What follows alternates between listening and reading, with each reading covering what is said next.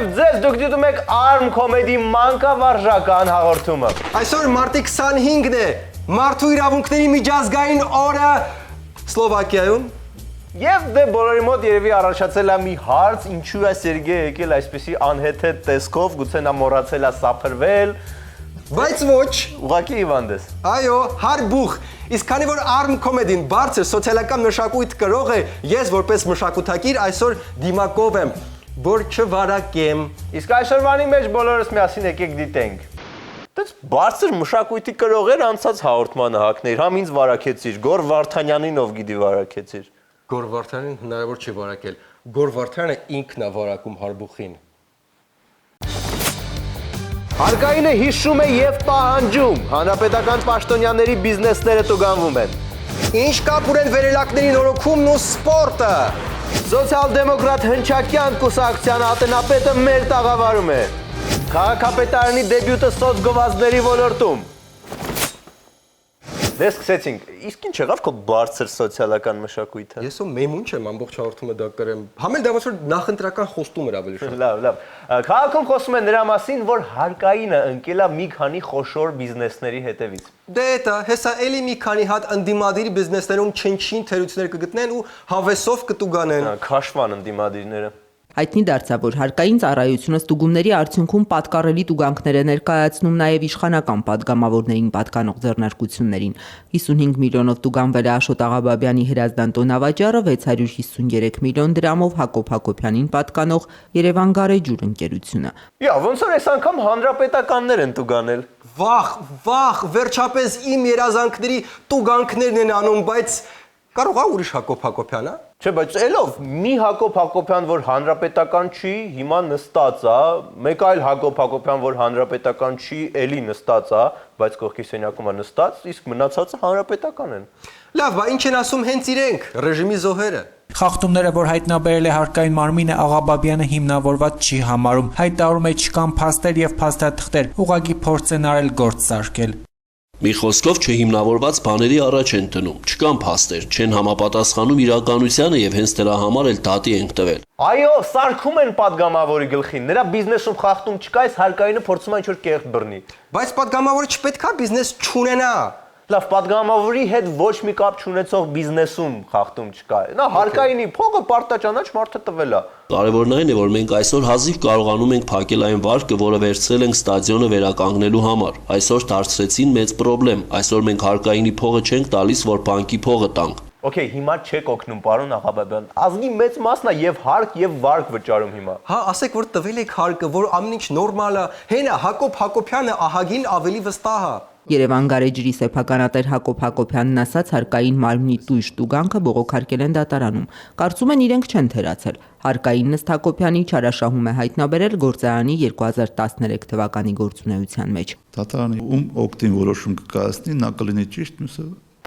2013 թվի թղթերն ինչ որ հանել, ակնհայտ է որ հարկայինը փրփուրներից է կախվում։ 2013-ը այդքան վաղուց չէր, բայց Նարեկ։ Հա։ Ով գիտի իր քաղաքական գործունեության համար է հետապնդվում։ Նարեկ հանրապետականը Հակոբ Հակոբյանը, համ էլ քաղաքական գործունեությունությամբ պարզապես չէ զբաղվում։ Դե գիտեմ, ուղղակի կարծրատիպերը շատ ուժեղ են մեջս նստած, հասկանում ես, չեմ հավատում։ իմ կոնկրետ բիզնեսի վրա։ Խոսքը ամենաքաղցր շաքարով ընդհատեմ, դուք բիզնես չեք կարող ունենալ։ Հա, սահմանադրությունը ոնց որ դրա վրա շատ թարս է նայում։ Իմ կոնկրետ բիզնեսի վրա, երևի բոլորդ գիտեք, ես չեմ հրաժարվում, ճիշտ է, ես չեմ զբաղվում, բայց ունեմ սեփականություն, դա Կիլիկա Գարեջուրն է։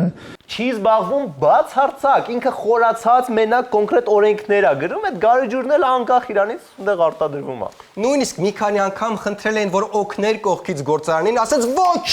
Ես կենտրոնացած եմ բացառապես օրինաստեղծ աշխատանքիս վրա։ Կարևորը սա առողջ գործընթաց է, խախտում են գտնում, պատժում են անկախ կուսակցական պատկանելությունից։ Հիմա սրան աչքով չտանք, էլի ոչ ոք չնավսի։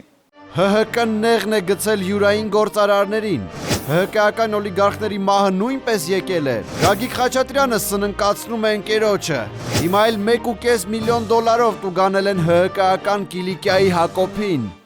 Զորով խոճապ են ստեղծում։ Լավա չասեցիք ինչու է ռեժիմը որոշել պատժել յուրայիններին։ Ինչու է որոշել ռեժիմը պատժել յուրայիններին։ Գործընկերներ, այս չենք ուզում, որ հարկային ստուգումները արվեն ամեն տեղ չխուսափելով իշխանական падգամավորներին։ Հիմա արվում են։ Այս ստուգումները նոր բացված ծաղկի նման են, թույլ, փխրուն, բայց այդքան գեղեցիկ։ Պետք է իրենց աչքի լույսի պես փայփայենք, որ հարկայինը վաղը մյուս օր ավելի խոշորների բռնի, իսկ այն մյուս վաղը մյուս օրը ինքն իրեն։ Առավել եւս, որ բիզնեսներ չունեցող մնացած падգամավորները նույնպես ողջունում են այս յուրահատուկ միամսյակը։ Օրինակ Մանվել Բադեյանը։ Հանրապետական Մանվել Բադեյանը, ով Եվրոստան 8 ընկերության սեփականատերն է, առայժմ կարծում է, որ հարկային մարմինները իր ղեկավարած ընկերությունում անելիք չեն ունենա։ Կարծում եմ, որ նորմալ է։ Տեղյակ չեմ, բայց կարծում եմ, որ նորմալ է։ Միանգամից երկու բան։ Նախ օրինակ վերցրեք Մանվել Բադեյանից։ Մարդը նույնիսկ տեղյակ չի իր բիզնեսից, իր սեփականության տակ գտնվող բիզնեսից։ Չնայած տարբերությունը չեմ հասկանում։ Ու երկրորդը, մի հատ են անմորոկներով օղու բաժակներ կարելի է մտել նայենք։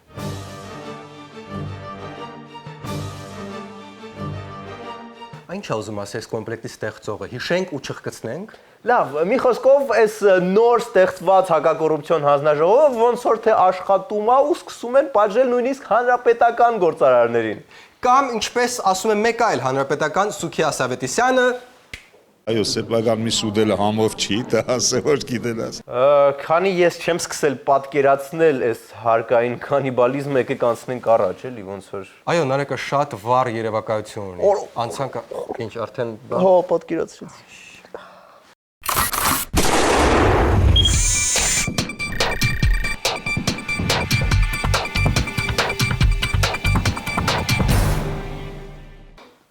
Իսկ հիմա սպորտային լուրեր։ Կրթության եւ գիտության նախարարությունը սպորտի եւ երիտասարդության նախարարության համար բյուջեով նախատեսել է 50 միլիոն դրամ վինդսերֆինգի համար։ Լավ, իսկ հիմա մի քիչ ավելի stop։ 50 միլիոն դրամ windsurfing-ի համար, իդեպս որտեղից էս լուրը, Սերգեյ։ Դե իմ սովորական կիրակնորյա բյուջեի ընթերցման ժամանակ հանկարծ գտա, որ 50 միլիոն դրամ վինդսերֆինգի համար։ Իսկ սկան արել ես այդ էջը։ Իհարկե։ Windsurfing մարզաձևին առնչվող ծառայություններ 49 միլիոն 273 հազար դրամ։ Դե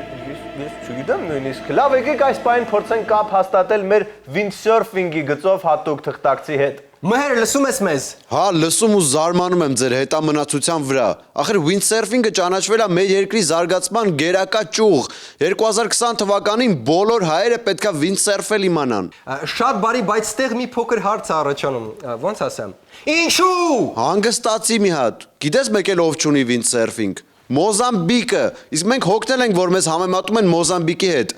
Համել նայեք ինչ սիրուն սպորտ է։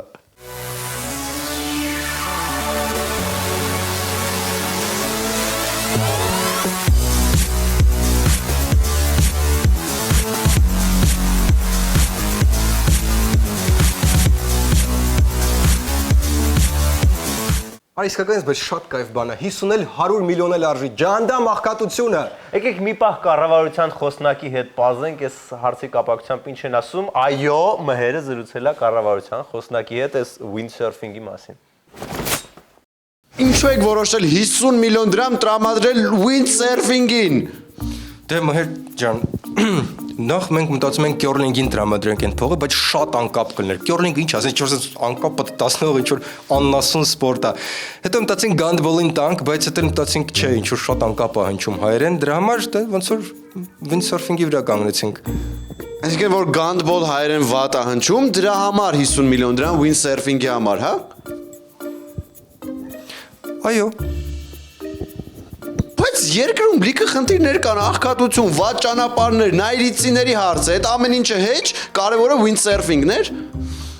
Դե Մհեր ջան, այո, կառավարությունը կարևորում է windsurfing-ը, դա իրոք շատ կարևոր է մեր երկրի համար։ Հա։ Հա։ Դե չէ, արժի ուրեմն։ Լավ, արագ անցնենք ուրիշ թեմայի, թե չէ ինձ հեսա մի վնաս կտան։ Մի քիչ էլ խոսենք գեղեցկուհի Երևանի սրտի մասին։ Այո, խոսքը վերելակային տնտեսության մասին է։ Երևանի սիրտը ահագին մաշվել է։ Մայրաքաղաքում մոտ 2000 վերելակ այսօր շահագործվում է առանց պարտադիր տեխնիկական փորձաքննություն անցնելու։ Արտակարգ իրավիճակների նախարարության տեխնիկական անվտանգության ազգային կենտրոնի տնօրենի տեղակալ Վլադիմիր Հովսեփյանը ազատությանը փոխանցեց, որ անցած տարի Երևանում գրանցված 5213 վերելակների մոտ կեսն է միայն փորձաքննություն անցել։ Իսկ ինչու չեն անցել, Նարեկ։ Որովհետև լիքը ավելի կարևոր բաներ կան, բորջուրներն ա պետք փոխել քաղաքում, թիթեռներ շարել, ընդույն այգին պահպանել։ Ու եթե ինչ-որ մեկը չհասկացավ, ասեմ, որ Նարեկը հեգնում էր։ Նարեկի ասածն է, որ փոխանակ բորջուր ու թիթեռ շարեք, ավելի լավ լիֆտերը սարքեք։ Մերսի Սիրքեջ։ Դավիթաշեն համայնք 356 վերելակից ընդամենը անցել է 92-ը։ Ավան համայնք 308-ից 91-ը, այսինքն շուրջ 30%-ն ընդամենը անցել։ Ու վատ վիճակի մեջ են Ավան, Դավիթաշեն համայնքները ինչ որ չափով էլ Արաբքիր։ Այո, վատ վիճակում են, փող չկա։ Դե փող չկա, թող դիմեն սպորտի նախարարություն, իրենք լիքը փող ունեն, 50 միլիոն դրամ windsurfing-ին են տվել։ Կներեք մի բան էլ ասեմ, ուղղակի համահանում եք ձեր ստերով։ Ոչ թե 50 միլիոն, այլ 49 միլիոն 273 հազար։ Հազար ներողություն։ Փաստորեն իսկական ինձ էլ այդքան շատ չի ուրեմն։ Լավ, վերադառնանք վերելակներին, եւ այսպես նրանք վտանգավոր են դարձել։ Իսկ ինչ է մտածում դրա մասին տարածքային կառավարման եւ արտակարգ իրավիճակների նախարարությունը։ 40 տարուց ավելի շահագործվող վերելակները նորերով փոխարինելու հարցն այսօր դուրս է քաղաքապետարանի բյուջեից։ Արտակարգ իրավիճակների նախարարությունը ընդամենը հորդորում է բնակիչներին սեփական նախաձեռնությամբ այս հարցը լուծել, ստիպել համատիրության աշխատակիցներին պարբերաբար վերելակը պարտադիր տեղ զննման ենթարկել։ Լավ, մի րոպե, պետք չի իրար վրա գցել այդ պատասխանատվությունը։ Ցանկացած վիճակից կա ելք։ Ու ինչ որ բան ինձ հուշում է, որ ելքը հեսա կներկայացնի Սերգեյը։ Ինչ որ բանը քեզ ճիշտ է հուշում Նարեկ, բայց ելքը ես կներկայացնեմ միայն կառավարությանը գաղտնի ձևով։ Սիրելի կառավարություն, կարող եմ հուշել ինչպես փող ճարել լիֆտերի համար, մոտ 50 միլիոն դրամ, բայց կարող եմ մի հատ սպորտաձև թքի։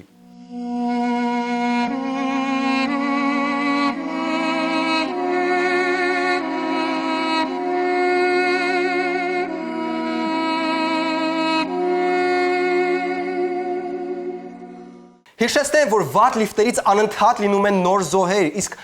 լավ windsurfing-ը, որի համար 50 միլիոն դրամ ենք տալիս, միայն մեկ միտք է առաջացնում։ Անթարապես ությունը։ Ու ես լիովին կիսում եմ Սերգեյի հուզմունքը, 50 միլիոն, գոնե 20 միլիոն տային հələ ասենք, հա։ Կամ զարգացնելուց քյորլինգը զարգացրեք։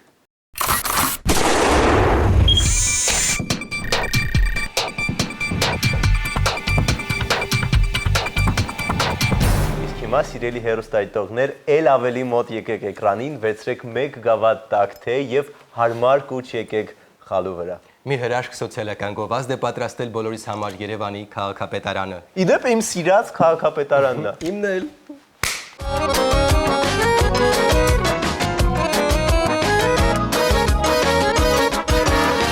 Չի կարելի չէ, չի կարելի, չի կարելի չէ, չի կարելի չէ, չի կարելի չէ, չի կարելի, թափել աղբը ձեր այնտեղ, որտեղ չի կարելի։ Ճիշտ է ասում, չի կարելի աղբը թափել։ Այո, բայց մի նկատառում էլի զուտ սոցգովազդի համար ավելի համոզիչ կլներ, եթե չի կարելի մասը ասեր ինչ որ sense ահ ու սարսափ ներշնչող մեկը։ Չի կարելի սա, չէ, չի կարելի ընդամենը։ Չի կարելի սա, չէ, չի կարելի ընդամենը։ Չի կարելի ապրել այս կակը։ Արած ընկեր ու արած ընկեր ու։ Հա, այս դեպքում լավ կմտածես այդ շիշը գցելուց առաջ։ Դե լավ, այսքանը սոցգովազդ Երևանի քաղաքապետարանից։ Բայց մինչև վերջ չնայեցինք Նարեկ։ Հա, ուզում ես մինչև վերջ նայես, ես դրանից Հա։ եմ վախում։ Լավ, նայեք։ Չի կարելի։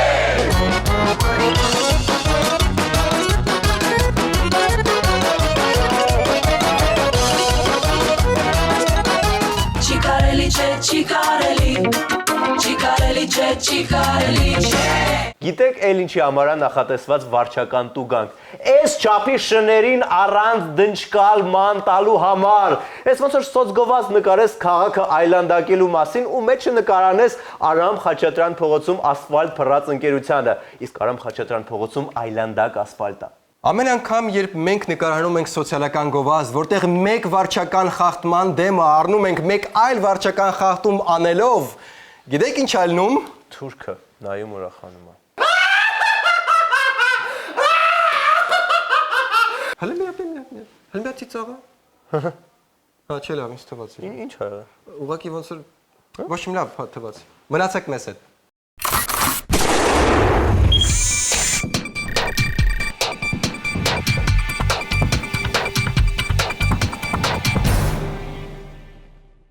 Այսօրվա մեր հյուրն է սոցիալ-դեմոկրատ Հնչակյան կուսակցության ատենապետ, չէ, ատենապետ։ Երկրորդ անգամ այո։ Այո, Նարեկ Գալստյանը, բարև Նարեկ ջան։ Հենց ատենապետ Նարեկն է, իրան չի կարելի հարբուխով վարակել, սովորական Նարեկներին, ոչ մի բանապետ։ Նարեկ, պետք չի աղբը տնից հանել, եւ եկեք կենտրոնանք նրան, որ մենք այն մշակույթի գրողն ենք, որ չենք վարակում հյուրեր։ Բայց զուտ հանրության համար նշեմ, որ արդեն ֆսֆսում եմ, ու մեղավորը Սերգեյն է։ Լավ, անցնենք բուն թեմային։ Նարեկ ջան, ուզում եմ, որ բոլորը հասկանան, որ դու նստած ես այնտեղ, որտեղ 2 օր առաջ, 2 օր առաջ նստած էր, այո, Գոր Վարդանյանը։ Գոր Վարդանյանը նստած էր այս աթոռի վրա, ինչ ես դու զգում հիմա։ Ինձ դրա մասին տեղեկացրել են, հրաշալի եմ զգում ինձ։ Okay, շատ լավ։ Ուժեղ եմ զգում ինձ։ Սկսենք Հնչակյան կուսակցությունից, ճիշտ է, որ դուք մի փոքր ավելի մեծ եք, քան դաշնակցությունը, նույնիսկ դաշնակցությունը։ Նույնիսկ։ Դե եթե ուղղակի մաթեմատիկի վերցնենք, մենք 1887 թվականին է կուսակցությունը ստեղծվել։ Իրանք 90 Հա, կարծեմ այո։ Ընդամենը 2-3 տարվա, բայց ընդամենը։ Մի վարքյան, մի հատ սկսենք օդի մեջ պտտվող հարցից։ Դուք ահագին երիտասարդ, ոնց որ երիտասարդ եք, էլի մեր տարիքին եք, չեք կարծում, որ Հնչակյան ատենապետը մինիմում 87 տարեկան պետք է լինի։ Ավելին 150 տարեկան։ Չեք տեսնում, մոտավորապես, Անդր Շիրիմյան աշխարհից եմ ձեր հետ խոսում։ Դա իդեալականը կլներ, բայց Անդր Շիրիմյան աշխարհից եմ ձեզ հետ խոսում։ Կարողացել եք կլանել այդ ամբողջ 150 տարվա պատմությունը։ 128 տարվա պատմությունը։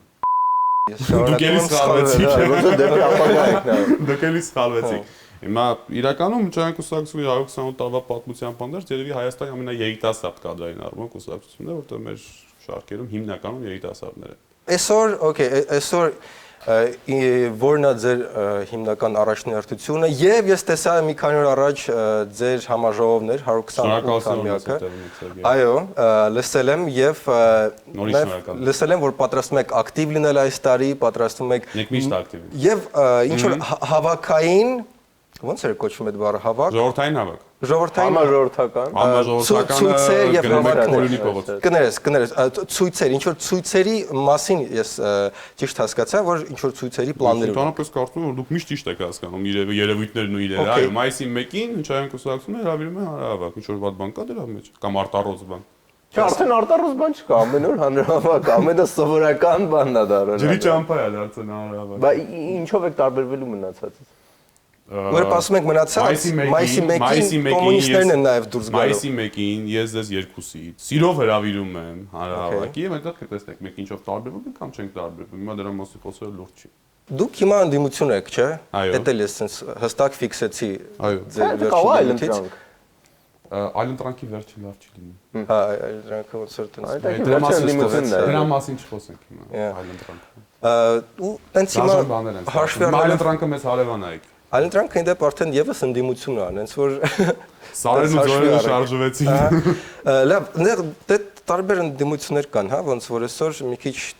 շատ տարբեր, նույնիսկ օրինաց երկիրն է ընդդիմություն։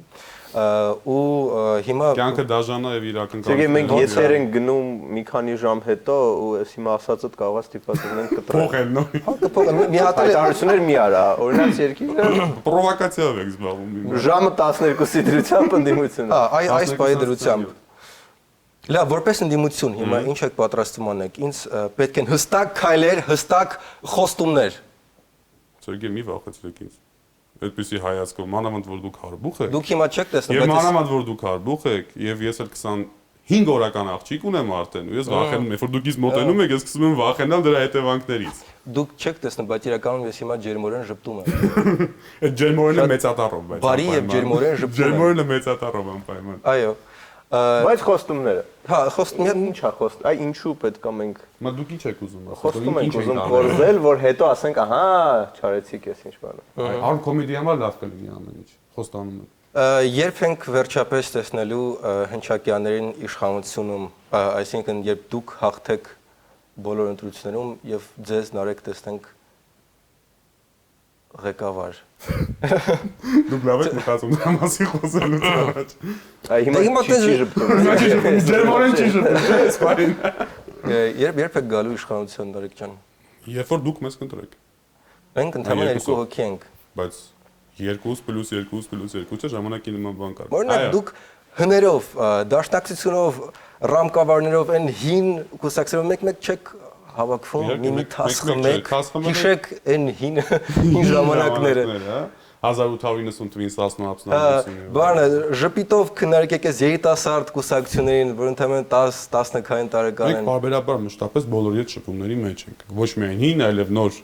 քաղաքական կազմակերպությունների հետ, բայց այդպես նոստալգիայով չենք տառապում, չէ։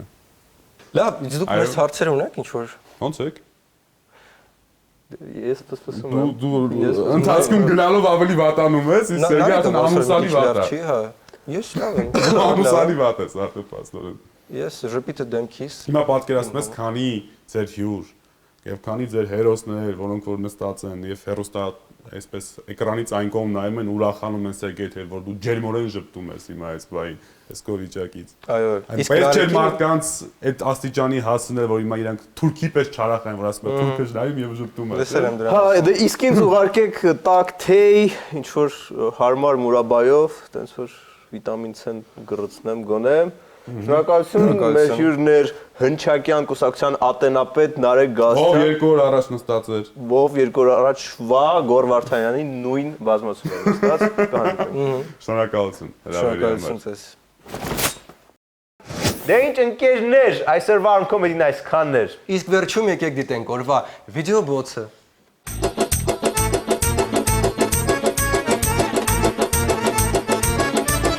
Гитлер, сделай хай, до свидания. Гитлер, сделай хай, до свидания. А у нас это русский язык мода. У нас это русский язык мода. Наши места, наши сад, живот наши. Արլավ, բայց 50 միլիոն վինդսերֆինգի։ Արա, հա, գիտեմ։ Ինչու՞ չէ նույն հաջողությամբ ձերով պոլոն ֆինանսավորում։ Կամ օլիմպիական պոկերը։ Կամ կամասուտրայի խմբակները։ Կամասուտրան սպորտա։ Where's all of my kid, the baby? And he keeps them out of sight.